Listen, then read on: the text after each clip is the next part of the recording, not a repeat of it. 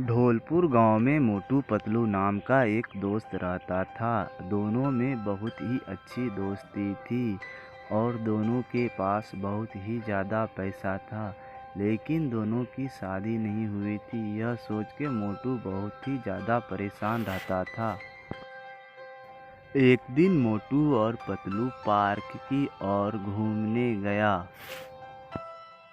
Park में मोटू को बहुत ही सुंदर लड़की दिखाई दिया, तो वो पतलू से बोला, अरे पतलू, देखो कितना सुंदर लड़की मेरे सामने खड़ी है। वाह वाह वाह, मजा आ गया।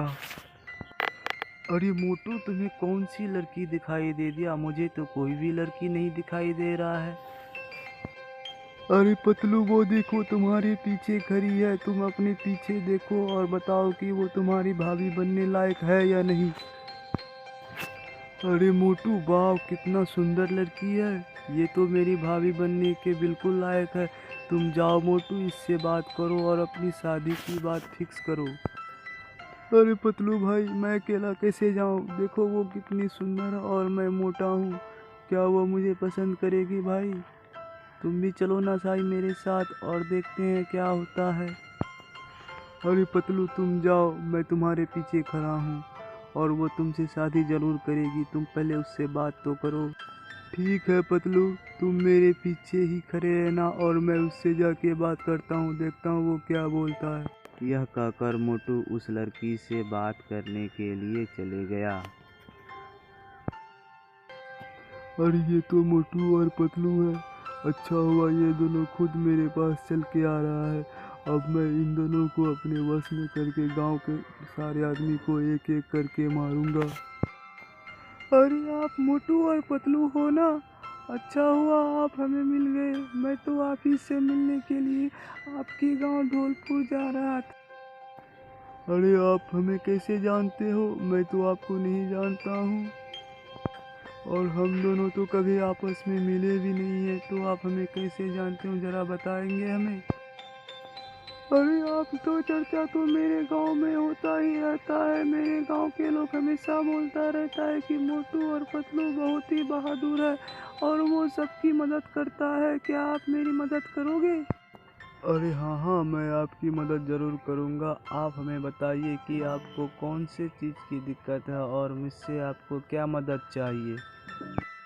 वो मैं आपको यहाँ पर नहीं बता सकती। क्या आप आज रात मुझे जंगल के रास्ते मिलोगे? वहाँ पर मैं सारी बातें बताऊँगा। क्या आप वहाँ पर आओगे? अरे ठीक है, मैं आ जाऊँगा आज रात आपसे जंगल के रास्ते मिलने। ठीक है।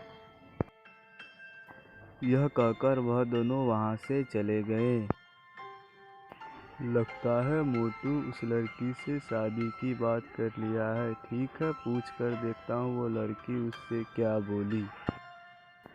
अरे मोटू, क्या वो मानी या नहीं मानी? तुमसे शादी करेगी? जल्दी बताओ यार, पेट में खलबली मच गई है। अरे पतलू, वो तो हम दोनों को पहले से ही जानता था और वो हमसे ही मिलने आया था, तो इसलिए मैं उससे शादी की बात नहीं किया और आज रात वो मुझे जंगल के रास्ते मिलने बुलाया है और वहीं जाके देखते हैं कि क्या होता है। यह कहकर दोनों अपने घर की ओर चले गए और वह दोनों रात का इंतजार करने लगा। जब मोटू और पतलू जंगल के रास्ते गया तो वहाँ पर उन दोनों को कोई दिखाई नहीं दिया, तो पतलू बोला, अरे मोटू, यहाँ पर तो कोई नहीं है। लगता है वो लड़की तुमसे झूठ बोली और रात में यहाँ पर तुमको मिलने के लिए बुलाया। यहाँ तो कोई नहीं है। अरे पतलू, तुम चिंता मत करो, वो हमसे मिलने ज़रूर आएगी क्योंकि वही हमसे जंगल के रास्ते बुलाया। इतने में ही वह लड़की वहाँ पर आया।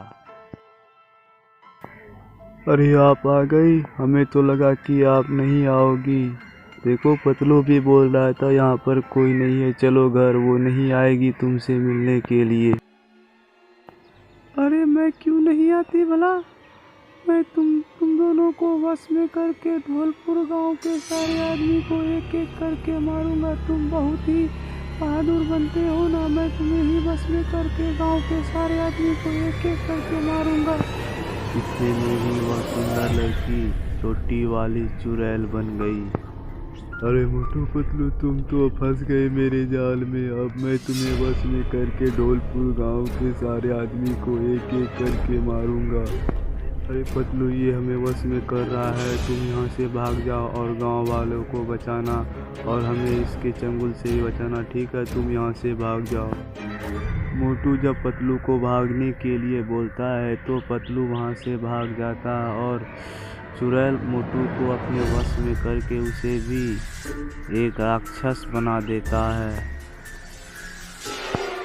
क्या पतलू उस छोटी चुड़ैल से मोटू को आज़ाद करा पाएगा? जानने के लिए पार्ट 2 जरूर देखें।